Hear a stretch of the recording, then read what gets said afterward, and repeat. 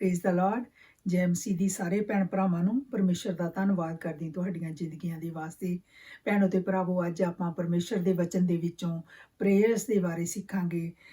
ਉਹ ਪ੍ਰੇਅਰਸ ਜਿਹੜੀਆਂ ਬਾਈਬਲ ਦੇ ਵਿੱਚ ਕੀਤੀਆਂ ਗਈਆਂ। ਕਈ ਵਾਰ ਅਸੀਂ ਸੋਚਦੇ ਹਾਂ, ਕਈ ਭੈਣ ਭਰਾ ਜਿਹੜੇ ਆ ਉਹ ਇੱਕੋ ਹੀ ਪ੍ਰੇਅਰ ਕਰਦੇ, ਜਿਹੜੀ ਲਾਰਡਸ ਪ੍ਰੇਅਰ ਜਿਹੜੀ ਬਾਈਬਲ ਦੇ ਵਿੱਚ ਦੱਸੀ ਗਈ ਆ। ਪਰ ਇਸ ਤੋਂ ਇਲਾਵਾ ਵੀ ਬਹੁਤ ਸਾਰੀਆਂ ਪ੍ਰਾਰਥਨਾਵਾਂ ਆ ਜਿੱਦਾਂ ਅਲੱਗ-ਅਲੱਗ ਹਾਲਾਤ ਦੇ ਵਿੱਚ ਕੀਤੀਆਂ ਗਈਆਂ ਆ। ਆਪਾਂ ਉਹਨਾਂ ਦੇ ਬਾਰੇ ਸਿੱਖਾਂਗੇ, ਕਿਉਂਕਿ ਸਾਡੀ ਜ਼ਿੰਦਗੀ ਦੇ ਵਿੱਚ ਬਹੁਤ ਉਤਰਾਓ ਚੜਾਓ ਆਉਂਦੇ ਆ ਜਿਨ੍ਹਾਂ ਦੇ ਵਿੱਚ ਸਾਨੂੰ ਇਹਨਾਂ ਪ੍ਰਾਰਥਨਾਵਾਂ ਦੀ ਲੋੜ ਪੈਂਦੀ ਆ। ਜਿਹੜੀ ਪ੍ਰਾਰਥਨਾ ਪਰਮੇਸ਼ਰ ਦੇ ਵਚਨ ਦੇ ਵਿੱਚੋਂ ਦੀ ਕੀਤੀ ਜਾਂਦੀ ਆ ਉਹ ਸ਼ਕਤੀਸ਼ਾਲੀ ਹੁੰਦੀ ਆ ਤੇ ਉਹ ਸੁਣੀ ਜਾਂਦੀ ਆ। ਜਿਸ ਤਰ੍ਹਾਂ ਆਪਾਂ ਦੇਖਦੇ ਹਾਂ ਕਿ ਪ੍ਰਭੂ ਯਿਸੂ ਮਸੀਹ ਵੀ ਪ੍ਰਾਰਥਨਾ ਕਰਦੇ ਸੀ। ਇੱਕ ਮਸੀਹੀ ਦੀ ਜ਼ਿੰਦਗੀ ਜਿਹੜੀ ਪ੍ਰਾਰਥਨਾ ਤੇ ਆਧਾਰਿਤ ਆ। ਤੇ ਅੱਜ ਕਿੰਨਾ ਜ਼ਰੂਰੀ ਆ ਕਿ ਅਸੀਂ ਵੱਧ ਤੋਂ ਵੱਧ ਪ੍ਰੇਅਰ ਦੇ ਬਾਰੇ ਸਿੱਖ ਸਕੀਏ। ਹਾਲੇਲੂਇਆ। ਜਿਸ ਤਰ੍ਹਾਂ ਆਪਾਂ ਕਈ ਵਾਰੀ ਇਦਾਂ ਦੀ ਸਿਚੁਏਸ਼ਨ ਦੇ ਵਿੱਚ ਹੋ ਜਾਂਦੇ ਕਿ ਸਾਨੂੰ ਕੁਝ ਸਮਝ ਨਹੀਂ ਆਉਂਦੀ, ਸਾਨੂੰ ਸਾਰੇ ਪਾਸੇ ਦਰਵਾਜ਼ੇ ਬੰਦ ਦਿਖਦੇ ਆ, ਹਾਲਾਤ ਇਦਾਂ ਦੇ ਹੋ ਜਾਂਦੇ ਆ, ਇੱਕੋ ਇੱਕ ਹੀ ਰਾਹ ਬਚਦਾ ਆ ਕਿ ਅਸੀਂ ਪਰਮੇਸ਼ਰ ਦੇ ਅੱਗੇ ਆਪਣੀਆਂ ਗੋਡਨੀਆਂ ਲਾ ਕੇ ਪਰਮੇਸ਼ਰ ਦੇ ਕੋਲੋਂ ਮਦਦ ਮੰਗੀਏ ਤਾਂ ਉਹ ਸਾਡੀ ਜ਼ਰੂਰ ਸੁਣੇਗਾ। ਹਾਲੇਲੂਇਆ। ਆਪਾਂ ਕਿਸ ਤਰ੍ਹਾਂ ਪ੍ਰਾਰਥਨਾ ਕਰਨੀ ਆ? ਆਪਾਂ ਅੱਜ 10 ਸਮਰਥੀ ਪ੍ਰਾਰਥਨਾਵਾਂ ਦੇ ਬਾਰੇ ਸਿੱਖਾਂਗੇ। ਜਿੱਦਾਂ ਆਪਾਂ ਕਹਿ ਸਕਦੇ ਹਾਂ 10 ਗ੍ਰੇਟ ਬਾਈਬਲ ਪ੍ਰੇਅਰਸ, 10 ਸਮਰਥੀ ਪ੍ਰਾਰਥਨਾਵਾਂ। ਉਹਦੇ ਵਿੱਚ ਸਭ ਤੋਂ ਪਹਿਲੀ ਪ੍ਰਾਰਥਨਾ ਜਿਹੜੀ ਆਪਾਂ ਦੇਖਾਂਗੇ, ਇਹ ਪ੍ਰੇਅਰ ਆਫ ਸਰੈਂਡਰ। ਇੱਕ ਪ੍ਰਾਰਥਨਾ ਜਿਹੜੀ ਸਮਰਪਣ ਕਰਨਾ, ਆਪਣੇ ਆਪ ਨੂੰ ਸਰੈਂਡਰ ਕਰਨਾ, ਸਮਰਪਣ ਕਰਨਾ ਪਰਮੇਸ਼ਰ ਦੇ ਅੱਗੇ। ਹਾਲੇਲੂਇਆ। ਇਹ ਮੱਤੀ ਦੇ 26ਵੇਂ ਚੈਪਟਰ ਦਾ 39ਵਾਂ ਵਰਸ ਆਪਾਂ ਪੜਾਂਗੇ। ਯਿਸੂ ਥੋੜਾ ਅੱਗੇ ਗਏ ਅਤੇ ਜ਼ਮੀਨ ਪਰ ਡਿੱਗ ਕੇ ਪ੍ਰਾਰਥਨਾ ਕਰਨ ਲੱਗੇ, ਪਿਤਾ, ਜੇਕਰ ਇਹ ਹੋ ਸਕਦਾ ਹੈ ਤਾਂ ਮੇਰੇ ਕੋਲੋਂ ਇਸ ਦੁੱਖ ਦੇ ਪਿਆਲੇ ਨੂੰ ਦੂਰ ਕਰ, ਫਿਰ ਵੀ ਮੇਰੀ ਮਰਜ਼ੀ ਨਹੀਂ ਸਗੋਂ ਤੇਰੀ ਇੱਛਾ ਪੂਰੀ ਹੋਵੇ। ਇਹ ਪ੍ਰੇਅਰ ਪ੍ਰਭੂ ਯਿਸੂ ਮਸੀਹ ਨੇ ਉਦੋਂ ਕੀਤੀ ਸੀ ਜਦੋਂ ਉਹਨਾਂ ਨੂੰ ਸਲੀਬ ਦਿੱਤੀ ਜਾਣੀ ਸੀ।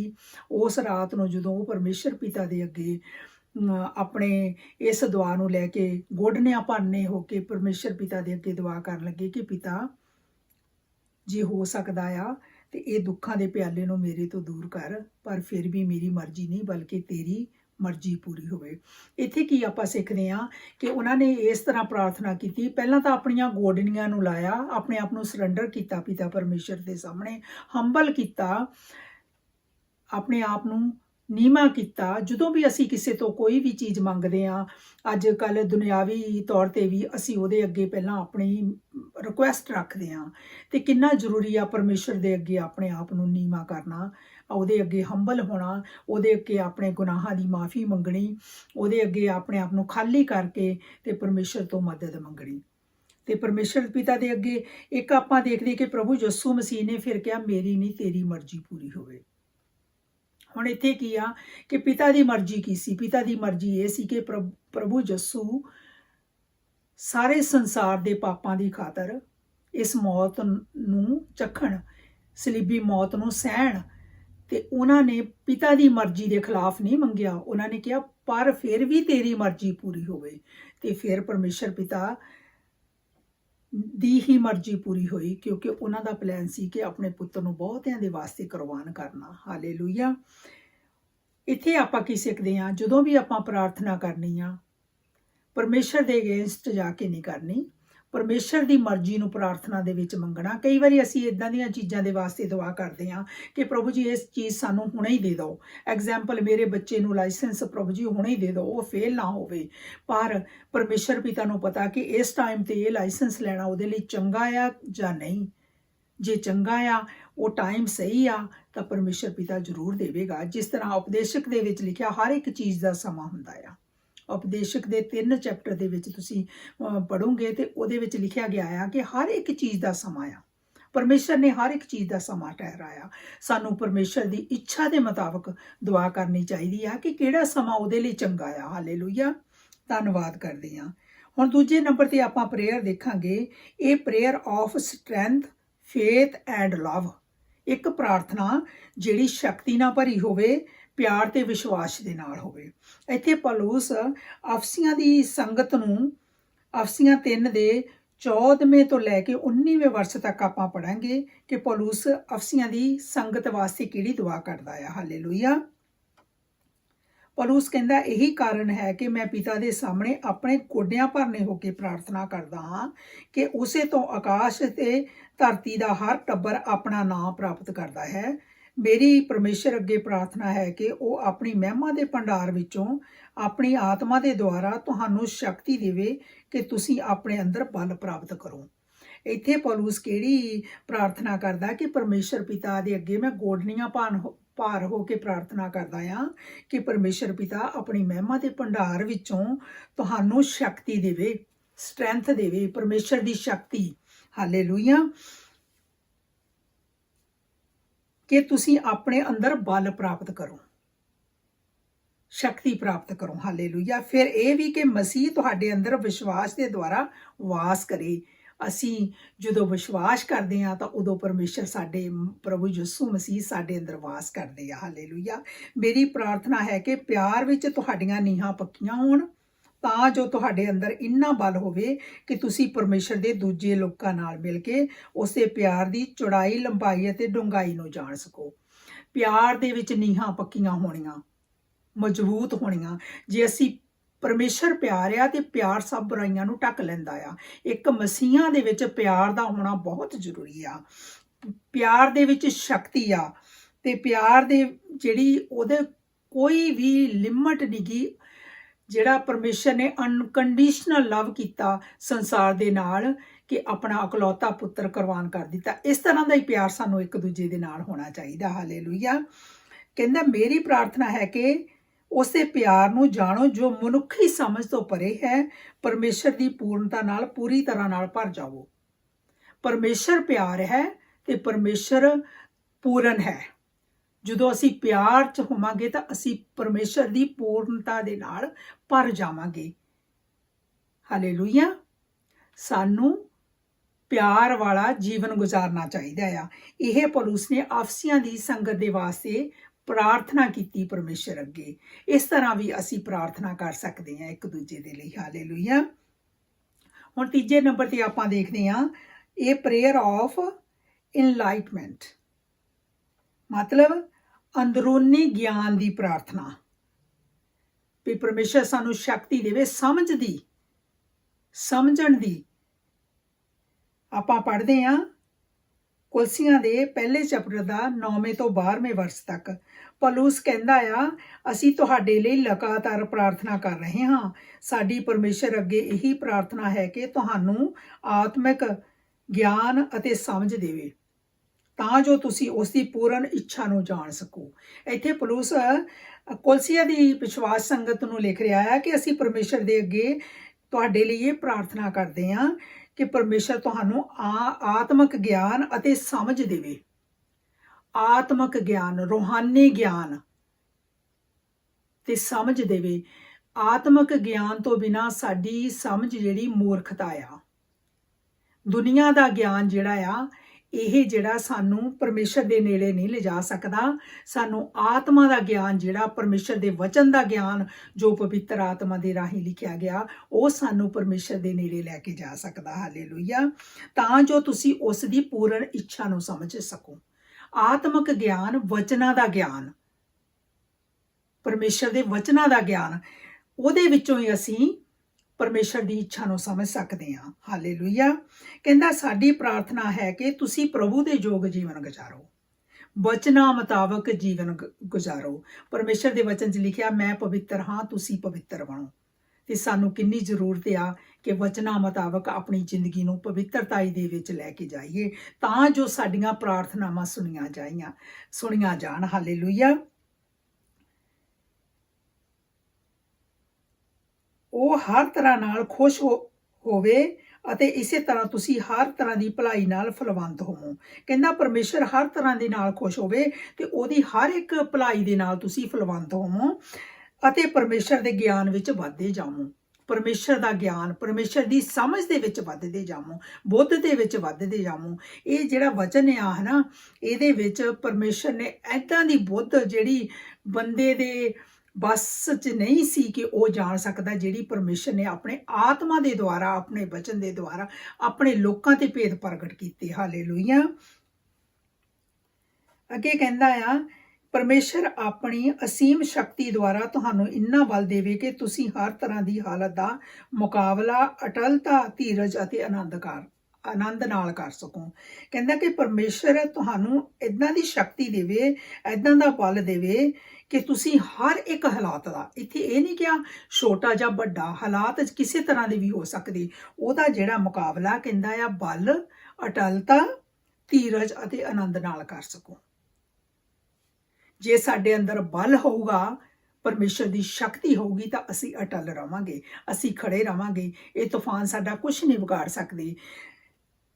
ਫਿਰ ਸਾਡੇ ਵਿੱਚ ਧੀਰਜ ਵੀ ਬਣਿਆ ਰਹੂਗਾ। ਜੇ ਅਸੀਂ ਖੜੇ ਰਵਾਂਗੇ, ਸਾਡੇ ਅੰਦਰ ਜ਼ਰੂਰੀ ਆ ਕਿ ਧੀਰਜ ਬਣਿਆ ਰਹੂਗਾ, ਕਿਉਂਕਿ ਧੀਰਜ ਜਿਹੜਾ ਆ ਉਹ ਸਾਡੇ ਅੰਦਰ ਆਨੰਦ ਪੈਦਾ ਕਰਦਾ ਆ। ਹਾਲੇਲੂਇਆ। ਚਾਹੇ ਦੁੱਖ ਹੋਵੇ, ਚਾਹੇ ਸੁੱਖ ਹੋਵੇ, ਜਦੋਂ ਸਾਡੀ ਆਸ ਪਰਮੇਸ਼ਰ ਤੇ ਹੁੰਦੀ ਆ, ਉਹਦੇ ਵਚਨਾਂ ਤੇ ਭਰੋਸਾ ਹੁੰਦਾ ਆ, ਸਾਨੂੰ ਪਤਾ ਆ ਕਿ ਉਹ ਸਾਡੀ ਦੁਆ ਨੂੰ ਸੁਣੂਗਾ, ਤਾਂ ਸਾਡੇ ਅੰਦਰ ਧੀਰਜ ਬਣਿਆ ਰਹਿੰਦਾ। ਅਸੀਂ ਉਹਦੇ ਟਾਈਮ ਦੀ ਇੰਤਜ਼ਾਰ ਕਰਦੇ ਹਾਂ। ਹਾਲੇਲੂਇਆ। ਪਰਮੇਸ਼ਰ ਦਾ ਧੰਨਵਾਦ ਕਰਦੇ ਹਾਂ। ਅੱਗੇ 12ਵੇਂ ਵਰਸ 'ਚ ਕਹਿੰਦਾ ਆ, ਪਰਮੇਸ਼ਰ ਪਿਤਾ ਦਾ ਧੰਨਵਾਦ ਕਰੋ ਜਿਸ ਨੇ ਤੁਹਾਨੂੰ ਇਸ ਯੋਗ ਬਣਾਇਆ ਆ। ਇਹਦੇ ਨਾਲ ਨਾਲ ਜਦੋਂ ਪਰਮੇਸ਼ਰ ਨੇ ਇਹ ਤਿੰਨੇ ਚੀਜ਼ਾਂ ਤੁਹਾਨੂੰ ਦਿੱਤੀਆਂ, ਤੇ ਤੁਸੀਂ ਪਰਮੇਸ਼ਰ ਪਿਤਾ ਦਾ ਧੰਨਵਾਦ ਵੀ ਕਰੋ। ਕਦੀ ਵੀ ਨਹੀਂ ਭੁੱਲਣਾ ਕਿ ਧੰਨਵਾਦ ਤੋਂ ਪਿੱਛੇ ਨਹੀਂ ਹਟਣਾ, ਹਮੇਸ਼ਾ ਪਰਮੇਸ਼ਰ ਦਾ ਧੰਨਵਾਦ ਕਰਦੇ ਰਹਿਣਾ ਆ। ਫਿਰ ਅੱਗੇ ਕਹਿੰਦਾ ਕਿ ਤੁਸੀਂ ਉਸ ਦੇ ਆਪਣੇ ਲੋਕਾਂ ਦੇ ਨਾਲ ਚਾਨਣ ਵਾਲੇ ਜੀਵਨ ਵਿੱਚ ਰਹਿ ਸਕੋ।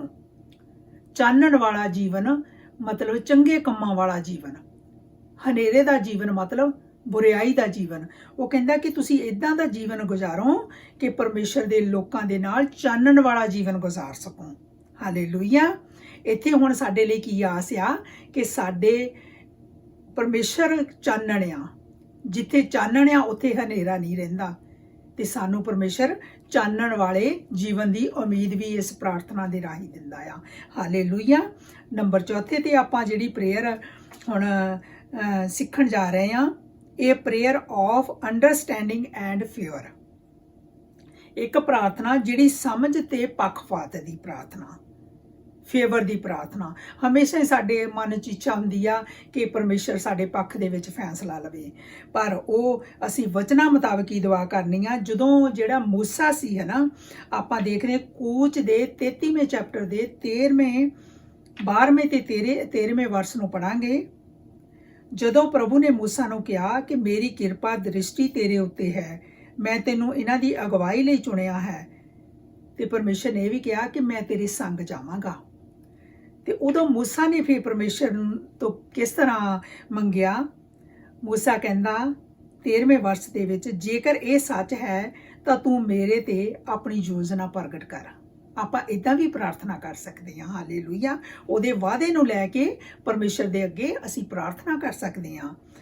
ਮੂਸਾ ਕਹਿੰਦਾ, ਜੇਕਰ ਇਹ ਸੱਚ ਹੈ ਤਾਂ ਤੂੰ ਮੇਰੇ ਤੇ ਆਪਣੀ ਯੋਜਨਾ ਨੂੰ ਪ੍ਰਗਟ ਕਰ ਕਿ ਮੈਂ ਤੈਨੂੰ ਜਾਣ ਕੇ ਤੇਰੀ ਕਿਰਪਾ ਤੇ ਦ੍ਰਿਸ਼ਟੀ ਪ੍ਰਾਪਤ ਕਰ ਸਕਾਂ। ਤੂੰ ਇਹ ਜਾਣਦਾ ਹੈ ਕਿ ਇਹ ਲੋਕ ਤੇਰੇ ਆਪਣੇ ਹਨ। ਮੂਸਾ ਨੇ ਫਿਰ ਪਰਮੇਸ਼ਰ ਤੋਂ ਮਦਦ ਮੰਗੀ ਕਿ ਜੇ ਤੇਰੀ ਕਿਰਪਾ ਤੇ ਦ੍ਰਿਸ਼ਟੀ ਮੇਰੇ ਉੱਤੇ ਆ, ਤਾਂ ਫਿਰ ਮੈਨੂੰ ਤੂੰ ਇਹਨਾਂ ਦੀ ਅਗਵਾਈ ਦੇ ਲਈ ਚੁਣਿਆ ਆ, ਤਾਂ ਪ੍ਰਭੂ ਜੀ ਹੁਣ ਮੇਰੀ ਤੁਸੀਂ ਮਦਦ ਕਰੋ ਕਿ ਮੈਂ ਤੇਰੀ ਯੋਜਨਾ ਨੂੰ ਜਾਣ ਸਕਾਂ ਤੇ ਤੇਰੀ ਕਿਰਪਾ ਤੇ ਦ੍ਰਿਸ਼ਟੀ ਨੂੰ ਪ੍ਰਾਪਤ ਕਰ ਸਕਾਂ। ਤਾਂ ਹੀ ਉਹ ਉਹਨਾਂ ਨੂੰ ਉੱਥੋਂ ਗੁਲਾਮੀ ਤੋਂ ਛੁਡਾ ਕੇ ਲੈ ਕੇ ਜਾ ਸਕਿਆ ਸੀ, ਕਿਉਂਕਿ ਉਹ ਜਦੋਂ ਬੁੜਬੁੜਾਉਂਦੇ ਸੀ, ਉਹ ਫਿਰ ਪਰਮੇਸ਼ਰ ਪਿਤਾ ਦੇ ਅੱਗੇ ਪ੍ਰਾਰਥਨਾ ਕਰਦਾ ਸੀ, ਤੇ ਪਰਮੇਸ਼ਰ ਉਹਨੂੰ ਰਾਹ ਦੱਸਦੇ ਸੀ ਕਿ ਕਿਸ ਤਰ੍ਹਾਂ ਹੁਣ ਤੁਸੀਂ ਅਗਲਾ ਕਦਮ ਕਿਸ ਤਰ੍ਹਾਂ ਲੈਣਾ ਆ। ਹਾਲੇਲੂਇਆ। ਇਸ ਲਈ ਅਸੀਂ ਪਰਮੇਸ਼ਰ ਦੇ ਅੱਗੇ ਅੰਡਰਸਟੈਂਡਿੰਗ ਦੀ ਤੇ ਫੇਵਰ ਦੀ ਪ੍ਰਾਰਥਨਾ ਕਰ ਸਕਦੇ ਹਾਂ, ਸਮਝ ਦੀ ਤੇ ਪੱਖਪਾਤ ਦੀ ਪ੍ਰਾਰਥਨਾ ਕਿ ਪਰਮੇਸ਼ਰ ਸਾਡੇ ਹੱਕ ਦੇ ਵਿੱਚ ਫੈਸਲਾ ਕਰੇ। ਹਾਲੇਲੂਇਆ। ਧੰਨਵਾਦ ਕਰਦੇ। ਉਹ ਪ੍ਰਾਰਥਨਾ ਆਪਾਂ ਵਚਨ ਦੇ ਵਿੱਚੋਂ ਕਰਨੀ ਕਿ ਕਿੱਥੇ ਪਰਮੇਸ਼ਰ ਨੇ ਸਾਡਾ ਪੱਖ ਲੈਣ ਲਈ ਲਿਖਿਆ ਹੋਇਆ, ਉਸ ਵਚਨ ਨੂੰ ਲੈ ਕੇ ਪ੍ਰਾਰਥਨਾ ਕਰਨੀ ਆ। ਆਮੇਨ।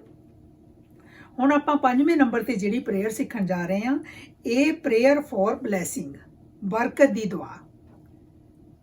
ਮਸੀਹਾਂ ਦੀ ਜ਼ਿੰਦਗੀ ਦੇ ਵਿੱਚ ਪਰਮੇਸ਼ਰ ਨੇ ਇਹ ਕਿਹਾ ਆ ਕਿ ਆਪਣੇ ਸਤਾਉਣ ਵਾਲਿਆਂ ਨੂੰ ਲਈ ਦੁਆ ਕਰੋ ਤੇ ਦੁਸ਼ਮਣਾਂ ਨੂੰ ਪਿਆਰ ਕਰੋ। ਸਾਡੇ ਮੂੰਹ ਦੇ ਵਿੱਚੋਂ ਜਿੱਦਾਂ ਸਾਡੇ ਪਾਸਟਰ ਜੀ ਸ਼ੇਅਰ ਕਰਦੇ ਹੁੰਦੇ ਆ ਕਿ ਹਮੇਸ਼ਾ ਬਲੈਸਿੰਗ ਨਿਕਲਣੀ ਚਾਹੀਦੀ, ਕਿਉਂਕਿ ਪਰਮੇਸ਼ਰ ਦੇ ਵਚਨ ਸਾਡੇ ਅੰਦਰ ਆ।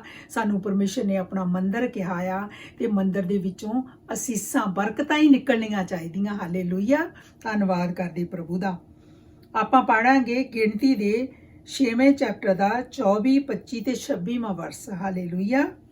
ਪ੍ਰਭੂ ਨੇ ਮੂਸਾ ਨੂੰ ਕਿਹਾ ਕਿ ਹਾਰੂਨ ਤੇ ਉਸ ਦੇ ਪੁੱਤਰਾਂ ਨੂੰ ਕਹਿ ਕਿ ਉਹ ਇਜ਼ਰਾਈਲੀ ਲੋਕਾਂ ਨੂੰ ਅਸੀਸ ਦੇਵੇ। ਇੱਥੇ ਆਪਾਂ ਦੇਖ ਰਹੇ ਹਾਂ ਕਿ ਪਰਮੇਸ਼ਰ ਨੇ ਮੂਸਾ ਨੂੰ ਕਿਹਾ ਕਿ ਹਾਰੂਨ ਨੂੰ ਤੇ ਉਹਦੇ ਪੁੱਤਰਾਂ ਨੂੰ ਕਹੋ ਕਿ ਇਜ਼ਰਾਈਲੀ ਲੋਕਾਂ ਨੂੰ ਅਸੀਸ ਦੇਵੇ। ਪਰਮੇਸ਼ਰ ਅਸੀਸ ਦਿੰਦਾ ਆ ਆਪਣੇ ਲੋਕਾਂ ਨੂੰ, ਕਿਹਦੇ ਰਾਹੀਂ? ਆਪਣੇ ਸੇਵਕਾਂ ਦੇ ਰਾਹੀਂ। ਇਸੇ ਤਰ੍ਹਾਂ ਜਿਹੜੇ ਸਾਡੇ ਪਾਸਟਰਸ ਆ, ਜਿਹੜੇ ਸਾਡੇ ਵੱਡੇ ਆ, ਸਾਨੂੰ ਬਾਈਬਲ ਸਟੱਡੀਜ਼ ਦਿੰਦੇ ਆ, ਉਹਨਾਂ ਰਾਹੀਂ ਵੀ ਜਿਹੜੀ ਸਾਨੂੰ ਪ੍ਰੇਅਰ ਮਿਲਦੀ ਆ, ਜਿਹੜੀ ਪ੍ਰਾਰਥਨਾ ਮਿਲਦੀ ਆ, ਬਰਕਤ ਦੀ ਮਿਲਦੀ ਆ, ਉਹ ਸਾਡੀ ਜ਼ਿੰਦਗੀ 'ਚ ਪੂਰੀ ਹੁੰਦੀ ਆ।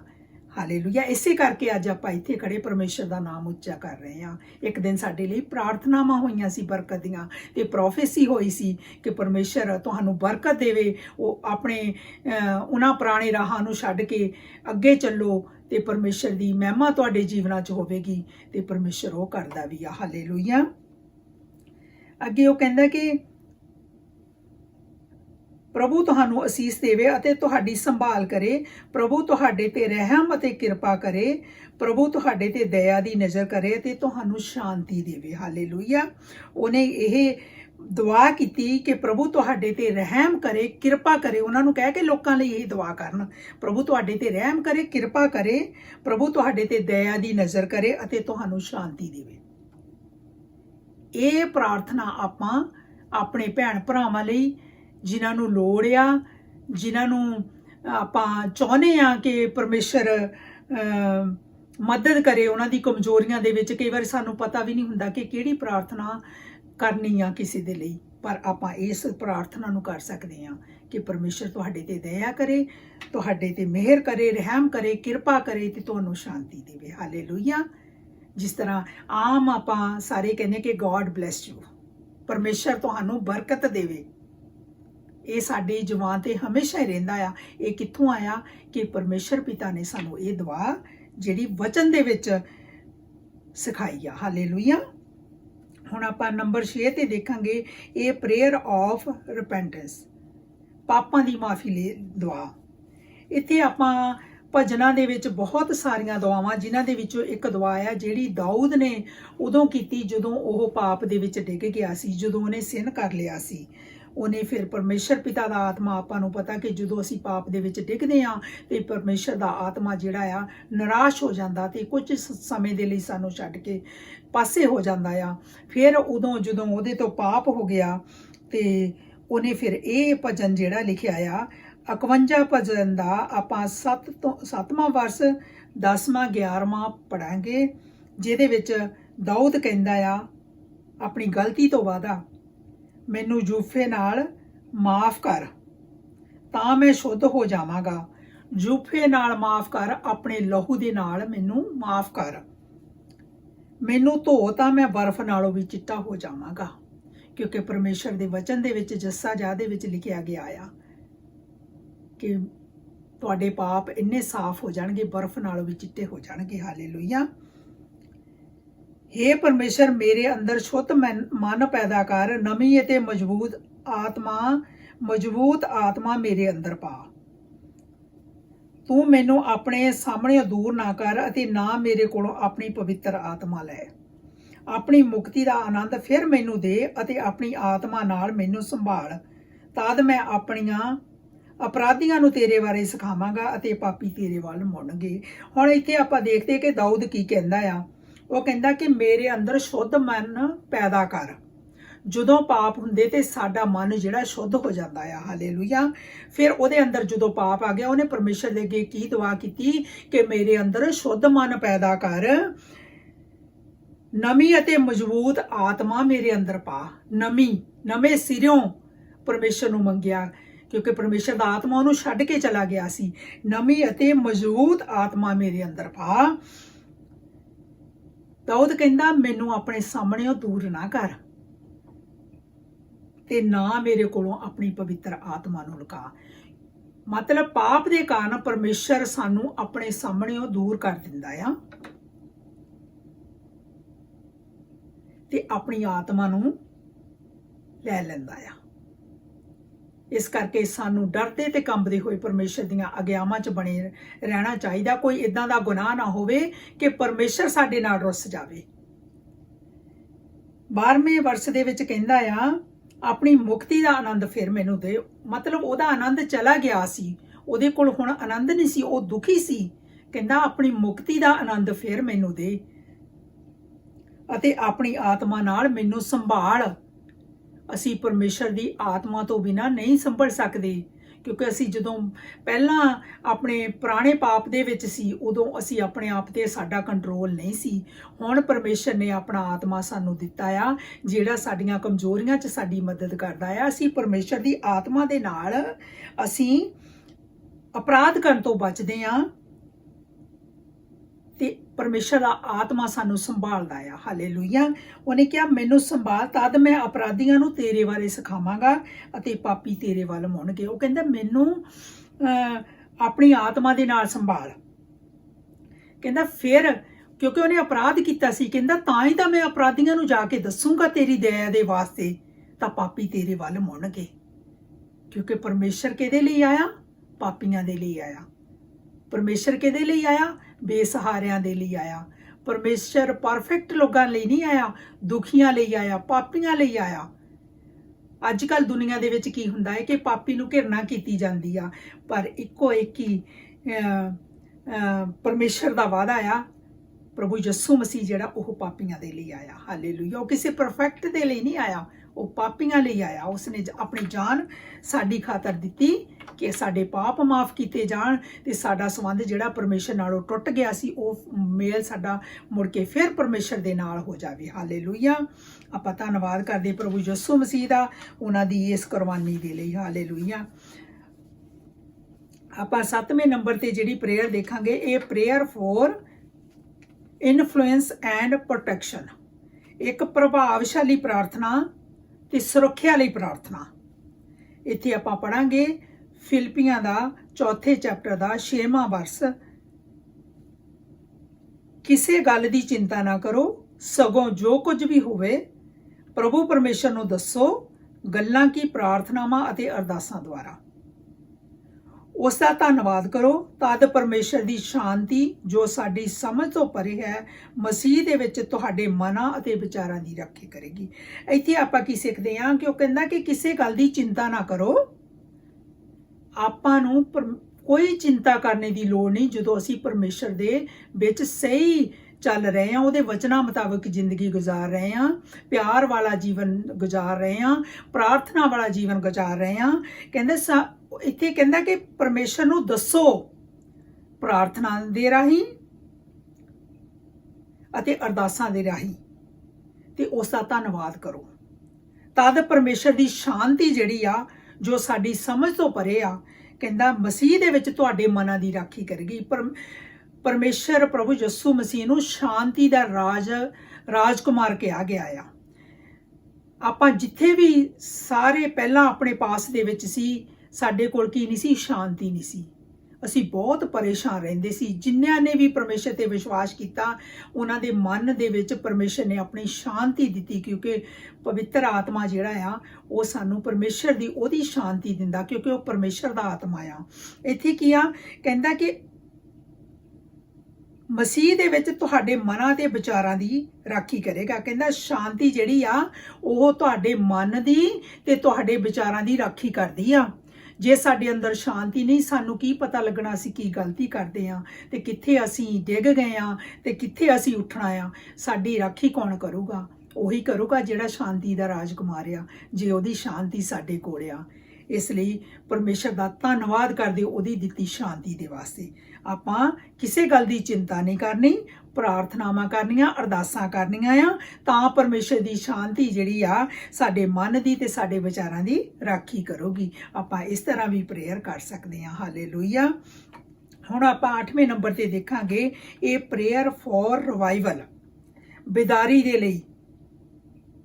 ਨਵੀਂ ਸ਼ੁਰੂਆਤ ਦੇ ਲਈ ਆਪਾਂ ਪਰਮੇਸ਼ਰ ਦੇ ਅੱਗੇ ਪ੍ਰਾਰਥਨਾ ਕਰ ਸਕਦੇ ਹਾਂ।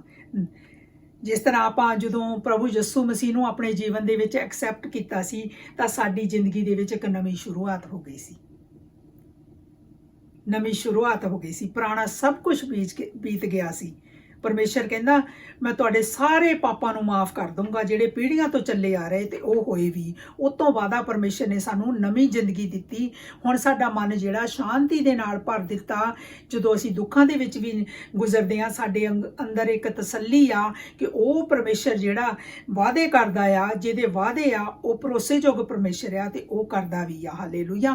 ਹੁਣ ਸਾਨੂੰ ਡਰ ਨਹੀਂ ਲੱਗਦਾ, ਚਾਹੇ ਤੂਫਾਨ ਸਾਡੀ ਜ਼ਿੰਦਗੀ 'ਚ ਆ ਜਾਣ, ਚਾਹੇ ਹਨੇਰੀਆਂ ਆ ਜਾਣ, ਚਾਹੇ ਜਿੱਦਾਂ ਦਾ ਮਰਜ਼ੀ ਦੁੱਖ ਆ ਜਾਵੇ, ਪਰ ਸਾਨੂੰ ਇਹ ਪਤਾ ਆ ਕਿ ਪਰਮੇਸ਼ਰ ਦੀ ਮਰਜ਼ੀ ਤੋਂ ਬਿਨਾਂ ਸਾਡੀ ਜ਼ਿੰਦਗੀ ਦੇ ਵਿੱਚ ਪੱਤਾ ਵੀ ਨਹੀਂ ਹਿੱਲ ਸਕਦਾ। ਹਾਲੇਲੂਇਆ। ਇਸ ਕਰਕੇ ਹੁਣ ਆਪਾਂ ਅੱਗੇ ਪੜਾਂਗੇ ਹਬਕੂਕ ਦੀ ਕਿਤਾਬ ਉਹਦੇ 3 ਚੈਪਟਰ ਦੇ 2 ਵਰਸ ਦੇ ਵਿੱਚ। ਪ੍ਰਭੂ ਮੈਂ ਤੇਰੇ ਅਦਭੁਤ ਕੰਮਾਂ ਬਾਰੇ ਸੁਣ ਚੁੱਕਾ ਹਾਂ ਅਤੇ ਮੈਂ ਭਗਤੀ ਪੂਰਨ ਭੈ ਨਾਲ ਭਰ ਗਿਆ ਹਾਂ। ਭਗਤੀ ਪੂਰਨ ਭੈ ਦੇ ਨਾਲ, ਆਤਮਾ ਦੇ ਨਾਲ ਭਰ ਗਿਆ, ਪਰਮੇਸ਼ਰ ਦੇ ਡਰ ਦੇ ਨਾਲ ਭਰ ਗਿਆ। ਹਾਲੇਲੂਇਆ। ਤੂੰ ਆ ਰਹੇ ਸਮੇਂ ਵਿੱਚ ਫਿਰ ਉਹੀ ਕਰ, ਤੂੰ ਆਉਣ ਵਾਲੇ ਕਾਲ ਵਿੱਚ ਫਿਰ ਉਹਨਾਂ ਨੂੰ ਪ੍ਰਗਟ ਕਰ, ਪਰ ਤੂੰ ਆਪਣੇ ਕ੍ਰੋਧ ਸਮੇਂ ਆਪਣੀ ਦਇਆ ਵੀ ਯਾਦ ਰੱਖ। ਪਰਮੇਸ਼ਰ ਦੇ ਅੱਗੇ ਅਸੀਂ ਇਸ ਤਰ੍ਹਾਂ ਵੀ ਦੁਆ ਕਰ ਸਕਦੇ ਕਿ ਪ੍ਰਭੂ ਜੀ ਤੂੰ ਆਉਣ ਵਾਲੇ ਸਮੇਂ 'ਚ ਅਸੀਂ ਤੇਰੇ ਡਰ ਨਾਲ, ਤੇਰੇ ਭੈ ਦੇ ਨਾਲ, ਤੇਰੀ ਆਤਮਾ ਨਾਲ ਹੁਣ ਅਸੀਂ ਭਰ ਚੁੱਕੇ ਹਾਂ। ਜਦੋਂ ਅਸੀਂ ਆਤਮਾ ਦੇ ਨਾਲ ਭਰ ਜਾਂਦੇ ਹਾਂ ਤਾਂ ਸਾਡੀ ਜ਼ਿੰਦਗੀ ਦੇ ਵਿੱਚ ਇੱਕ ਨਵਾਂ ਕੰਮ ਸ਼ੁਰੂ ਹੋ ਜਾਂਦਾ ਆ, ਰਿਵਾਈਵਲ ਆ ਜਾਂਦੀ ਆ, ਅਸੀਂ ਨਵੇਂ ਬਣ ਜਾਂਦੇ ਹਾਂ ਤੇ ਸਾਡੀ ਜ਼ਿੰਦਗੀ ਤੇ ਪਰਮੇਸ਼ਰ ਫਿਰ ਆਪਣੇ ਭੇਦ ਪ੍ਰਗਟ ਕਰਦਾ ਆ ਤੇ ਸਾਡਾ ਜੀਣਾ, ਬੈਠਣਾ, ਉੱਠਣਾ, ਚੱਲਣਾ ਫਿਰਨਾ ਪਹਿਲੇ ਵਾਲਾ ਨਹੀਂ ਰਹਿੰਦਾ। ਇੱਥੇ ਉਹ ਇਸ ਲਈ ਦੁਆ ਕਰ ਰਿਹਾ ਆ, ਅਸੀਂ ਰਿਵਾਈਵਲ ਦੇ ਲਈ ਦੁਆ ਕਰ ਸਕਦੇ ਹਾਂ। ਹਾਲੇਲੂਇਆ। ਪਰਮੇਸ਼ਰ ਦਾ ਧੰਨਵਾਦ ਕਰਦੇ ਹਾਂ। ਨੰਬਰ 9 ਤੇ ਆਪਾਂ ਜਿਹੜੀ ਪ੍ਰੇਅਰ ਆ, ਪ੍ਰੇਅਰ ਫॉर ਮਰਸੀ, ਪਰਮੇਸ਼ਰ ਦੀ ਕਿਰਪਾ ਦੇ ਲਈ ਪ੍ਰਾਰਥਨਾ ਆਪਾਂ ਕਰ ਸਕਦੇ ਹਾਂ। ਇਹ ਬਾਈਬਲ ਦੇ ਵਿੱਚ ਕੀਤੀਆਂ ਗਈਆਂ ਪ੍ਰਾਰਥਨਾਵਾਂ ਆ ਜਿਹੜੀਆਂ ਆਪਾਂ ਦੇਖ ਰਹੇ ਹਾਂ। ਆਪਾਂ ਕੋਈ ਬਾਹਰੋਂ ਆਪਣੀ ਬਣਾਈ ਹੋਈ ਪ੍ਰਾਰਥਨਾ, ਕਿਸੇ ਬੰਦੇ ਦੀ ਬਣਾਈ ਪ੍ਰਾਰਥਨਾ ਨਹੀਂ ਆਪਾਂ ਕਰਦੇ। ਆਪਾਂ ਉਸ ਪਰਮੇਸ਼ਰ ਪਿਤਾ ਦੀ ਜਿਹੜੀਆਂ ਵਚਨ ਦੇ ਵਿੱਚ ਲਿਖੀਆਂ ਗਈਆਂ ਪ੍ਰਾਰਥਨਾਵਾਂ, ਉਹਨਾਂ ਪ੍ਰਾਰਥਨਾਵਾਂ ਨੂੰ ਆਪਾਂ ਜਦੋਂ ਕਰਦੇ ਹਾਂ ਤਾਂ ਪਰਮੇਸ਼ਰ ਸਾਡੀ ਪ੍ਰਾਰਥਨਾ ਸੁਣਦਾ ਹੈ। ਹਾਲੇਲੂਇਆ। ਇੱਥੇ ਆਪਾਂ ਪੜਾਂਗੇ ਲੂਕ ਦੇ 18ਵੇਂ ਚੈਪਟਰ ਦਾ 13ਵਾਂ ਵਰਸ।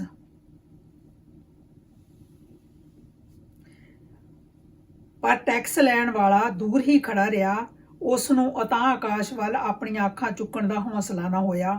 ਉਸ ਨੇ ਆਪਣੀ ਛਾਤੀ ਪਿੱਟਦੇ ਹੋਏ ਪ੍ਰਾਰਥਨਾ ਕੀਤੀ, ਹੇ ਪਰਮੇਸ਼ਰ ਮੈਂ ਪਾਪੀ ਮਨੁੱਖ ਹਾਂ, ਮੇਰੇ ਤੇ ਦਇਆ ਕਰ। ਆਪਾਂ ਜਿੱਦਾਂ ਦੇਖਦੇ ਹਾਂ 12ਵੇਂ ਦੇ ਵਿੱਚ ਧਰਮੀ ਮਨੁੱਖ ਨੇ ਪ੍ਰਾਰਥਨਾ ਕੀਤੀ, ਪ੍ਰਭੂ ਜੀ ਮੈਂ ਬਹੁਤ ਚੰਗਾ ਆ, ਮੈਂ ਆ ਵੀ ਕੰਮ ਕਰਦਾ ਆ, ਮੈਂ ਆ ਵੀ ਕਰਦਾ ਆ, ਤੇ ਉਹਨੂੰ ਇਹ ਆਸ ਸੀ ਕਿ ਮੈਂ ਚੰਗੇ ਕੰਮ ਕਰਦਾ ਤਾਂ ਪਰਮੇਸ਼ਰ ਮੇਰੇ ਤੇ ਕਿਰਪਾ ਕਰੂਗਾ। ਪਰ ਇਨਸਾਨ ਜਿਹੜਾ ਆ ਉਹ ਗਲਤੀਆਂ ਦਾ ਪੁਤਲਾ ਆ। ਇਸ ਦੁਨੀਆ ਦੇ ਵਿੱਚ, ਇਸ ਸੰਸਾਰ ਦੇ ਵਿੱਚ ਰਹਿੰਦਿਆਂ ਹੋਇਆਂ ਜਿਹੜਾ ਸਾਡਾ ਸੁਭਾਅ ਆ, ਅਸੀਂ ਗਲਤੀਆਂ ਕਰ ਜਾਂਦੇ ਆ, ਪਰ ਸਾਨੂੰ ਕਈ ਵਾਰ ਸਾਡੀਆਂ ਗਲਤੀਆਂ ਦਾ ਪਤਾ ਨਹੀਂ ਲੱਗਦਾ, ਹੋ ਜਾਂਦੀਆਂ ਆ। ਇੱਥੇ ਜਿਹੜਾ ਟੈਕਸ ਲੈਣ ਵਾਲਾ ਸੀ ਉਹਨੇ ਕੀ ਕੀਤਾ, ਪਰਮੇਸ਼ਰ ਦੇ ਅੱਗੇ ਖੁੱਲ੍ਹ ਕੇ ਦੁਆ ਕੀਤੀ ਤੇ ਆਪਣੇ ਆਪ ਉਹਦੇ ਵੱਲ, ਆਕਾਸ਼ ਦੇ ਵੱਲ ਆਪਣੀਆਂ ਅੱਖਾਂ ਨੂੰ ਚੱਕਿਆ ਤੇ ਉਹਨੇ ਕਿਹਾ, ਉਹਦਾ ਹੌਸਲਾ ਨਹੀਂ ਹੋਇਆ ਕਿ ਉਹ ਆਕਾਸ਼ ਵੱਲ ਆਪਣੀਆਂ ਅੱਖਾਂ ਨੂੰ ਚੱਕ ਸਕੇ, ਕਿਉਂਕਿ ਉਹਨੂੰ ਪਤਾ ਸੀ ਕਿ ਮੇਰੇ ਅੰਦਰ ਗਲਤੀ ਕੀ ਆ, ਮਿਸਟੇਕ ਕੀ ਆ। ਉਹਨੇ ਫਿਰ ਆਪਣੀ ਛਾਤੀ ਪਿੱਟੀ। ਉਹਨੇ ਪਰਮੇਸ਼ਰ, ਛਾਤੀ ਪਿੱਟਣ ਦਾ ਮਤਲਬ ਕਿ ਉਹ ਪਰਮੇਸ਼ਰ ਦੇ ਅੱਗੇ ਰੋਇਆ, ਕੁਰਲਾਇਆ ਤੇ ਪ੍ਰਾਰਥਨਾ ਕੀਤੀ ਕਿ ਪਰਮੇਸ਼ਰ ਮੈਂ ਪਾਪੀ ਮਨੁੱਖ ਹਾਂ ਤੇ ਮੇਰੇ ਤੇ ਦਇਆ ਕਰ। ਜਦੋਂ ਅਸੀਂ ਆਪਣੀਆਂ ਗਲਤੀਆਂ ਜਿਹੜੀਆਂ ਦਿਨ ਦੇ ਵਿੱਚ ਕਰਦੇ ਹਾਂ, ਅਸੀਂ ਜਾਂ ਰਾਤ ਕਰਦੇ ਹਾਂ ਜਾਂ ਬਾਹਰ ਕਰਦੇ ਹਾਂ, ਅਸੀਂ ਰੋਜ਼ ਆਪਣੇ ਮਦਦ ਦੇ ਵਾਸਤੇ ਪਰਮੇਸ਼ਰ ਦੇ ਕੋਲ ਜਾ ਕੇ ਦੁਆ ਕਰਦੇ ਹਾਂ ਕਿ ਪਰਮੇਸ਼ਰ ਜਾਣੇ ਅਣਜਾਣੇ 'ਚ ਮੇਰੀ ਜ਼ਿੰਦਗੀ ਦੇ ਵਿੱਚ ਬਹੁਤ ਗਲਤੀਆਂ ਹੋਈਆਂ। ਅੱਜ ਦਿਨੇ ਮੈਂ ਇਸ ਜਗ੍ਹਾ ਤੇ ਗਿਆ ਸੀ ਜਾਂ ਮੈਂ ਕਿਸੇ ਦੇ ਨਾਲ ਬਾਹਰ ਗੱਲਬਾਤ ਕੀਤੀ ਦੁਨਿਆਵੀ ਲੋਕਾਂ ਦੇ ਨਾਲ ਤੇ ਮੇਰੇ ਤੋਂ ਕੋਈ ਗਲਤੀ ਹੋਵੇ ਤੇ ਮੈਂ ਪਾਪੀ ਇਨਸਾਨ ਆ, ਮੈਨੂੰ ਤੁਸੀਂ ਮੇਰੀਆਂ ਗਲਤੀਆਂ ਦੀ ਮਾਫੀ ਦਿਓ, ਤਾਂ ਪਰਮੇਸ਼ਰ ਮਾਫੀ ਦਿੰਦਾ ਆ, ਸਾਨੂੰ ਨਵੇਂ ਸਿਰੋਂ ਤਾਜ਼ਾ ਕਰਦਾ ਆ ਤੇ ਨਵੇਂ ਸਿਰੋਂ ਸਾਨੂੰ ਨਵਾਂ ਬਲ ਦਿੰਦਾ ਆ। ਇਸ ਕਰਕੇ ਇੱਕ ਮਸੀਹੀ ਦੀ ਜ਼ਿੰਦਗੀ ਦੇ ਵਿੱਚ ਇਹ ਬਹੁਤ ਜ਼ਰੂਰੀ ਆ ਵਚਨ ਦੇ ਮੁਤਾਬਕ ਕਿ ਸਾਨੂੰ ਰਾਤ ਨੂੰ ਸੌਣ ਤੋਂ ਪਹਿਲਾਂ ਆਪਣੇ ਗੁਨਾਹਾਂ ਦੀ ਮਾਫੀ ਮੰਗ ਕੇ ਪਰਮੇਸ਼ਰ ਦੇ ਅੱਗੇ ਪ੍ਰਾਰਥਨਾ ਕਰਨੀ ਚਾਹੀਦੀ ਆ, ਤਾਂ ਜੋ ਅਗਲਾ ਦਿਨ ਜਿਹੜਾ ਅਸੀਂ ਦੇਖ ਸਕੀਏ। ਹਾਲੇਲੂਇਆ। ਕਿਉਂਕਿ ਪਾਪ ਦਾ ਅੰਤ ਮੌਤ ਆ। ਹਾਲੇਲੂਇਆ। ਇਸ ਕਰਕੇ ਅਸੀਂ ਪਾਪ ਦੇ ਵਿੱਚ ਨਹੀਂ ਸੌਣਾ, ਕਿਉਂਕਿ ਪ੍ਰਭੂ ਯਿਸੂ ਮਸੀਹ ਦਾ ਆਉਣਾ ਬਹੁਤ ਨਜ਼ਦੀਕ ਆ। ਪਤਾ ਨਹੀਂ ਪਰਮੇਸ਼ਰ ਕਿਹੜੇ ਵੇਲੇ ਆ ਜਾਵੇ, ਕਿਤੇ ਅਸੀਂ ਸੁੱਤੇ ਹੀ ਨਾ ਰਹਿ ਜਾਈਏ। ਹਾਲੇਲੂਇਆ। ਧੰਨਵਾਦ ਕਰਦੇ ਪ੍ਰਭੂ ਯਿਸੂ ਮਸੀਹ ਦਾ। ਹੁਣ ਆਪਾਂ 10ਵੇਂ ਨੰਬਰ ਤੇ ਪ੍ਰੇਅਰ ਜਿਹੜੀ ਦੇਖਣ ਜਾ ਰਹੇ ਹਾਂ, ਇਹ ਪ੍ਰੇਅਰ ਫॉर ਬੋਲਡਨੈਸ, ਦਲੇਰੀ ਦੇ ਵਾਸਤੇ ਪ੍ਰਾਰਥਨਾ। ਹਾਂ, ਪਰਮੇਸ਼ਰ ਦਾ ਆਤਮਾ ਵਚਨ ਦੇ ਵਿੱਚ ਲਿਖਿਆ ਦਲੇਰੀ ਦਾ ਆਤਮਾ ਆ, ਪਰ ਕਈ ਵਾਰ ਸਾਡੇ ਹਾਲਾਤ ਇਦਾਂ ਦੇ ਹੁੰਦੇ, ਅਸੀਂ ਇਨਸਾਨ ਹੁੰਦੇ ਹੋਏ ਕਮਜ਼ੋਰ ਪੈ ਜਾਂਦੇ, ਜਾਂ ਸਾਡੀ ਜ਼ਿੰਦਗੀ ਦੇ ਵਿੱਚ ਲਗਾਤਾਰ ਅਸੀਂ ਪਰਮੇਸ਼ਰ ਦੇ ਵਚਨ ਨਹੀਂ ਪੜ੍ਹਦੇ, ਸਾਡਾ ਪ੍ਰਾਰਥਨਾ ਵਾਲਾ ਜੀਵਨ ਨਹੀਂ ਸਟਰੋਂਗ, ਤਾਂ ਅਸੀਂ ਪਰਮੇਸ਼ਰ ਦੇ ਕੋਲ ਮਦਦ ਦੇ ਲਈ ਜਾ ਸਕਦੇ ਹਾਂ। ਇੱਥੇ ਆਪਾਂ ਪੜ੍ਹਦੇ ਹਾਂ ਚੇਲਿਆਂ ਦੇ ਕਰਤੱਵ 4 ਦੀ 29ਵੀਂ ਤੇ 30ਵੀਂ ਵਰਸ ਦੇ ਵਿੱਚੋਂ ਪੜ੍ਹਦੇ ਹਾਂ। ਹੁਣ हे ਪ੍ਰਭੂ, ਉਹਨਾਂ ਦੀਆਂ ਧਮਕੀਆਂ ਨੂੰ ਦੇਖ ਅਤੇ ਆਪਣੇ ਦਾਸਾਂ ਨੂੰ ਵਰਦਾਨ ਦੇ ਕਿ ਉਹ ਤੇਰਾ ਵਚਨ ਪੂਰੀ ਦਲੇਰੀ ਨਾਲ ਸੁਣਾਉਣ, ਚੰਗਾ ਕਰਨ ਲਈ ਆਪਣਾ ਹੱਥ ਵਧਾ ਕੇ ਤੇਰੇ ਪਵਿੱਤਰ ਦਾਸ ਯਿਸੂ ਦੇ ਨਾਂ ਦੁਆਰਾ ਚਿੰਨ੍ਹ ਤੇ ਚਮਤਕਾਰ ਹੋ ਸਕਣ। ਹੁਣ ਇੱਥੇ ਕੀ ਉਹ ਦੁਆ ਕਰ ਰਹੇ ਆ ਚੇਲਿਆਂ ਦੇ ਕਰਤੱਵ ਦੇ ਵਿੱਚ ਕਿ ਹੁਣ हे ਪ੍ਰਭੂ, ਉਹਨਾਂ ਦੀਆਂ ਧਮਕੀਆਂ ਨੂੰ ਦੇਖ। ਜਦੋਂ ਚੇਲੇ ਪਰਮੇਸ਼ਰ ਦਾ ਕੰਮ ਕਰਦੇ ਸੀ, ਆਪਾਂ ਨੂੰ ਪਤਾ ਕਿ ਕਿੰਨਾ ਲੋਕਾਂ ਨੇ ਉਹਨਾਂ ਦੀ ਖਿਲਾਫਤ ਕੀਤੀ ਤੇ ਕਿੱਦਾਂ ਪਰਮੇਸ਼ਰ ਦੇ ਸੇਵਕਾਂ ਨੂੰ ਤਸੀਹੇ ਵੀ ਦਿੱਤੇ ਗਏ। ਉਹ ਕਹਿੰਦਾ ਕਿ ਅਸੀਂ ਦੁਆ ਕਰਦੇ ਹਾਂ ਕਿ ਇਹਨਾਂ ਨੂੰ, ਆਪਣੇ ਦਾਸਾਂ ਨੂੰ ਵਰਦਾਨ ਦੇ ਕੇ ਉਹ ਤੇਰਾ ਵਚਨ ਆਪਣੀ ਦਲੇਰੀ ਦੇ ਨਾਲ ਸੁਣਾਉਣ। ਆਪਾਂ ਦੇਖਦੇ ਕਿ ਪੌਲੁਸ ਜਿਹੜਾ ਸੀ, ਉਹਨੂੰ ਬੇੜੀਆਂ ਪਾਈਆਂ ਹੋਈਆਂ ਸੀ, ਉਹ ਜਕੜਿਆ ਹੋਇਆ ਸੀ, ਉਹ ਫਿਰ ਵੀ ਪਰਮੇਸ਼ਰ ਦਾ ਪ੍ਰਚਾਰ ਕਰਨੋਂ ਨਹੀਂ ਹਟਿਆ। ਉਹਦੇ ਅੰਦਰ ਪਰਮੇਸ਼ਰ ਦਾ ਆਤਮਾ ਦਲੇਰੀ ਦਾ ਆਤਮਾ ਸੀ। ਜੇ ਅਸੀਂ ਲਗਾਤਾਰ ਪਰਮੇਸ਼ਰ ਦੇ ਵਿੱਚ ਬਣੇ ਹੋਏ ਹਾਂ ਤਾਂ ਅਸੀਂ ਨਹੀਂ ਕਮਜ਼ੋਰ ਨਹੀਂ ਪੈ ਸਕਦੇ, ਪਰ ਇੱਥੇ ਪ੍ਰਾਰਥਨਾ ਅਸੀਂ ਦਲੇਰੀ ਦੇ ਵਾਸਤੇ ਕਰ ਸਕਦੇ ਹਾਂ। ਅਸੀਂ ਦੇਖਦੇ ਹਾਂ ਕਿ ਉਹਨਾਂ ਨੂੰ ਦਲੇਰੀ ਨਾਲ ਵਚਨ ਸੁਣਾਉਣ ਦੀ ਸ਼ਕਤੀ ਦੇ ਪਰਮੇਸ਼ਰ ਦੇ ਅੱਗੇ ਦੁਆ ਕੀਤੀ ਗਈ ਆ। ਹੁਣ ਆਪਾਂ ਵੀ ਪਰਮੇਸ਼ਰ ਦਾ ਨਾਮ ਜਦੋਂ ਦੂਜਿਆਂ ਤੱਕ ਲੈ ਕੇ ਜਾਣਾ ਆ, ਆਪਾਂ ਨੂੰ ਪਤਾ ਕਿ ਹਾਲਾਤ ਕਿਸ ਤਰ੍ਹਾਂ ਦੇ ਆ, ਬਹੁਤ ਮੁਸ਼ਕਲ ਆ ਪਰਮੇਸ਼ਰ ਦੇ ਨਾਮ ਦਾ ਦੂਸਰਿਆਂ ਤੱਕ ਲੈ ਕੇ ਜਾਣਾ ਕਈ ਜਗ੍ਹਾ ਤੇ ਆਪਾਂ ਪਰਮੇਸ਼ਰ ਕੋਲੋਂ ਮਦਦ ਮੰਗ ਸਕਦੇ ਹਾਂ ਕਿ ਪਰਮੇਸ਼ਰ ਪਿਤਾ, ਸਾਨੂੰ ਆਪਣੀ ਦਲੇਰੀ ਦਿਓ ਤਾਂ ਜੋ ਅਸੀਂ ਤੇਰਾ ਨਾਂ ਦਾ ਪ੍ਰਚਾਰ ਕਰ ਸਕੀਏ, ਤੇਰਾ ਨਾਮ ਦੂਜਿਆਂ ਨੂੰ ਦੱਸ ਸਕੀਏ ਤਾਂ ਜੋ ਉਹ ਬਚਾਏ ਜਾ ਸਕਣ। ਹਾਲੇਲੂਇਆ। ਕਿ ਫਿਰ ਇਹ ਵੀ ਇਸ ਪ੍ਰਾਰਥਨਾ ਦੇ ਵਿੱਚ ਆਪਾਂ ਮੰਗਿਆ ਗਿਆ ਆ ਕਿ ਤੇਰੇ ਦਾਸ ਯਿਸੂ ਦੇ ਨਾਂ ਦੁਆਰਾ ਚਿੰਨ੍ਹ ਤੇ ਚਮਤਕਾਰ ਹੋ ਸਕਣ, ਕਿਉਂਕਿ ਆਪਾਂ ਨੂੰ ਪਤਾ ਆ ਕਿ ਜਿਹੜੀ ਵੀ ਪ੍ਰਾਰਥਨਾ ਆਪਾਂ ਕਰਦੇ ਆ ਪ੍ਰਭੂ ਯਿਸੂ ਮਸੀਹ ਦੇ ਨਾਮ ਦੇ ਵਿੱਚ ਸੁਣੀ ਜਾਂਦੀ ਆ, ਪੂਰੀ ਹੁੰਦੀ ਆ, ਤੇ ਜਿਹੜੇ ਚਮਤਕਾਰ ਵੀ ਹੁੰਦੇ ਉਹ ਯਿਸੂ ਦੇ ਨਾਂ 'ਚ ਹੀ ਹੁੰਦੇ ਆ। ਅਦਭੁਤ ਕੰਮ, ਚਮਤਕਾਰ, ਜਿੱਦਾਂ ਕਹਿ ਲਓ ਵੀ ਕਈ ਵਾਰੀ ਬੰਦੇ ਨੂੰ, ਜਿੱਦਾਂ ਆਪਾਂ ਦੇਖਦੇ ਕਿ ਹੁਣ ਅੱਜ ਕੱਲ੍ਹ ਕੋਈ ਬਿਮਾਰ ਆ, ਉਹਨੂੰ ਪਰਮੇਸ਼ਰ ਦੇ ਕੋਲ ਲੈ ਕੇ ਆਓ। ਜੇ ਪੂਰੇ ਵਿਸ਼ਵਾਸ ਦੇ ਨਾਲ ਕੋਈ ਪਰਮੇਸ਼ਰ ਦੇ ਕੋਲ ਆਉਂਦਾ ਆ ਤਾਂ ਪਰਮੇਸ਼ਰ ਉਹਨੂੰ ਚੰਗਾ ਕਰਦਾ ਆ। ਅਦਭੁਤ ਕੰਮ ਹੁੰਦੇ, ਚਮਤਕਾਰ ਹੁੰਦੇ ਪ੍ਰਭੂ ਯਿਸੂ ਮਸੀਹ ਦੇ ਨਾਂ 'ਚ। ਲੋਕਾਂ ਦੀਆਂ ਰਸੌਲੀਆਂ ਨਿਕਲਦੀਆਂ ਆ, ਲੋਕਾਂ ਦੇ ਘਰ ਟੁੱਟੇ ਹੋਏ ਜੁੜਦੇ ਆ, ਅਡਿਕਸ਼ਨਾਂ ਜਾਂਦੀਆਂ ਆ, ਬਿਮਾਰੀਆਂ ਜਾਂਦੀਆਂ ਆ। ਮੈਂ ਜਿੱਦਾਂ ਪਿਛਲੇ ਦਿਨਾਂ ਦੇ ਵਿੱਚ ਪਰਮੇਸ਼ਰ ਦੇ ਅੱਗੇ ਇਹੀ ਦੁਆ ਕਰਦੀ ਸੀ, ਪ੍ਰਭੂ ਜੀ ਮੈਨੂੰ ਤੰਦਰੁਸਤੀ ਦਿਓ। ਮੈਂ ਪਰਮੇਸ਼ਰ ਪਿਤਾ ਦਾ ਧੰਨਵਾਦ ਕਰਦੀ ਹਾਂ ਕਿ ਪਰਮੇਸ਼ਰ ਮੈਨੂੰ ਦਿਨੋਂ ਦਿਨ ਬਲ ਦੇ ਨਾਲ, ਆਪਣੀ ਸ਼ਕਤੀ ਦੇ ਨਾਲ ਮੈਨੂੰ ਤਕੜਾ ਕਰ ਰਿਹਾ। ਮੈਂ ਪ੍ਰਭੂ ਦਾ ਧੰਨਵਾਦ ਕਰਦੀ ਹਾਂ। ਇਹੀ ਮੇਰੀ ਜ਼ਿੰਦਗੀ ਦੀ ਇੱਕ ਗਵਾਹੀ ਆ ਕਿ ਜਿਸ ਦਿਨ ਮੈਂ ਪਰਮੇਸ਼ਰ ਦੇ ਕੋਲ ਆਈ ਸੀ, ਮੇਰੇ ਹੱਥ ਜਿਹੜੇ ਆ ਇਹ ਹਿੱਲਦੇ ਜੁਲਦੇ ਨਹੀਂ ਸੀ, ਮੇਰੇ ਗੁੱਟ, ਮੇਰੇ ਲੋਹੇ ਦੀਆਂ ਪੱਤੀਆਂ ਵਾਲੇ ਜਿਹੜੇ ਗਲਵਸ ਪਾਏ ਹੁੰਦੇ ਸੀ ਕਿ ਮੇਰਾ ਹੱਥ ਜਦੋਂ ਇਦਾਂ ਹਿਲਦਾ ਸੀ ਤੇ ਮੇਰੇ ਦਰਦ ਹੁੰਦੀ ਸੀ, ਮੇਰੀਆਂ ਬਾਹਾਂ ਨਹੀਂ ਸੀ ਸਿੱਧੀਆਂ ਹੁੰਦੀਆਂ। ਮੈਂ ਇੰਨੀ ਜਕੜੀ ਹੋਈ ਸੀ ਬਿਮਾਰੀਆਂ ਦੇ ਨਾਲ, ਤੇ ਮੇਰਾ ਹਰ ਸਾਲ ਹਰ 6 ਮਹੀਨੇ ਐਕਸੀਡੈਂਟ ਹੁੰਦਾ ਸੀ। ਜਿਹੜੀ ਗੱਡੀ ਹੁੰਦੀ ਸੀ ਉਹ ਟੋਟਲ ਲਾਸ ਹੋ ਜਾਂਦੀ ਸੀ ਤੇ ਮੈਂ ਬਚ ਜਾਂਦੀ ਸੀ। ਪਰਮੇਸ਼ਰ ਨੇ ਸਾਨੂੰ ਵਚਨ ਕਹਿੰਦਾ ਕਿ ਸਾਡੀ ਮਾਂ ਦੀ ਕੁੱਖ ਦੇ ਵਿੱਚ ਹੀ ਚੁਣ ਲਿਆ ਆ, ਤੇ ਉਹ ਸਾਨੂੰ ਸੰਭਾਲਦਾ ਆ। ਇਹ ਦੁੱਖ ਜਿਹੜੇ ਸਾਡਾ ਕੁਝ ਵਿਗਾੜਦੇ ਨਹੀਂ, ਇਹ ਸਾਨੂੰ ਪਰਮੇਸ਼ਰ ਦੇ ਨੇੜੇ ਲੈ ਕੇ ਆਉਂਦੇ ਆ। ਪਰ ਵਚਨ ਦੇ ਵਿੱਚ ਸਾਨੂੰ ਸਿਖਾਇਆ ਗਿਆ ਕਿ ਇਹਨਾਂ ਦੁੱਖਾਂ ਦੇ ਵਿੱਚ ਅਸੀਂ ਪ੍ਰਾਰਥਨਾ ਕਰਦੇ ਰਹਿਣਾ ਆ, ਪਰਮੇਸ਼ਰ ਦੇ ਨਾਲ ਜੁੜੇ ਰਹਿਣੇ ਆ, ਅਸੀਂ ਇੱਕ ਦੂਜੇ ਦੀ ਬਰਕਤ ਦੀ ਦੁਆ ਕਰਦੇ ਰਹਿਣਾ ਆ। ਜਦੋਂ ਆਪਾਂ ਪ੍ਰਾਰਥਨਾ ਕਰਦੇ ਤਾਂ ਪਰਮੇਸ਼ਰ ਸਾਡੀ ਸੁਣਦਾ ਆ। ਪਰਮੇਸ਼ਰ ਦਾ ਧੰਨਵਾਦ ਕਰਦੀ ਹਾਂ। ਹਾਲੇਲੂਇਆ। ਸ਼ੁਕਰ ਕਰਦੇ ਹਾਂ ਅੱਜ ਆਪਾਂ ਪਰਮੇਸ਼ਰ ਦੇ ਵਚਨ ਦੇ ਵਿੱਚੋਂ ਇਹ ਜਿਹੜੀਆਂ ਦੁਆਵਾਂ ਸਾਰੀਆਂ ਦੇਖੀਆਂ ਆ, ਸੁਣੀਆਂ ਆ, ਸਿੱਖੀਆਂ ਆ।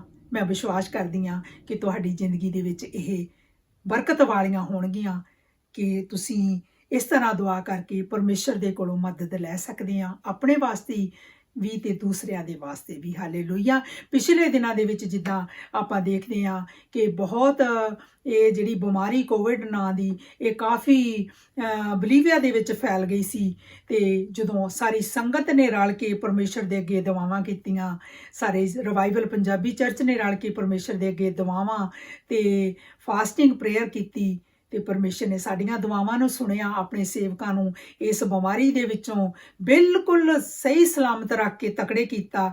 ਅਸੀਂ ਉਸ ਪਰਮੇਸ਼ਰ ਦਾ ਧੰਨਵਾਦ ਕਰਦੇ ਹਾਂ। ਸੱਚਮੁੱਚ ਪਰਮੇਸ਼ਰ ਦੁਆਵਾਂ ਦੇ ਸੁਣਨ ਵਾਲਾ ਪਰਮੇਸ਼ਰ ਆ, ਪਰਮੇਸ਼ਰ ਮਹਾਨ ਆ, ਉਹ ਸਰਵ ਸ਼ਕਤੀਮਾਨ ਆ, ਤੇ ਉਹ ਸਾਡੇ ਨਾਲ ਆ। ਹਾਲੇਲੂਇਆ। ਪਰਮੇਸ਼ਰ ਦਾ ਧੰਨਵਾਦ ਕਰਦੇ ਹਾਂ। God bless you all. Amen. Hallelujah.